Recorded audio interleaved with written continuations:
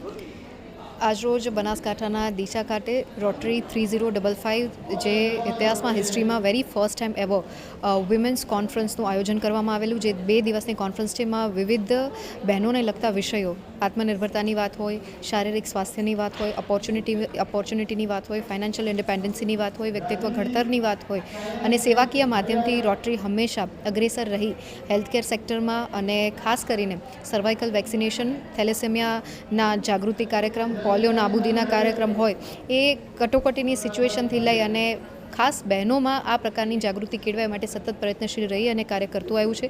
ત્યારે આજરોજ ડીસા ખાતેનો આ કાર્યક્રમ ખૂબ જ સરસ રીતે સંપન્ન થયો, જેમાં બહેનોને માર્ગદર્શન આપવા માટે વિવિધ વિભાગોના સ્પેશિયલાઇઝ એક્સપર્ટીઝ બહેનો છે એમના દ્વારા પણ એમને માર્ગદર્શન આપવામાં આવશે. ત્યારે મને અહીં ઉપસ્થિત રહેવાની તક મળી, એના માટે હું રોટરીનો ખૂબ ખૂબ આભાર માનું છું. આવનારા સમયમાં પણ આ પ્રકારના પ્રકલ્પો સાથે આપ વધારે વિસ્તાર કરી અને બહેનો સુધી પહોંચી અને સશક્તિકરણની નવી પરિભાષા છે એ અંકિત કરી શકશો, એ જ શુભકામના. Thank you.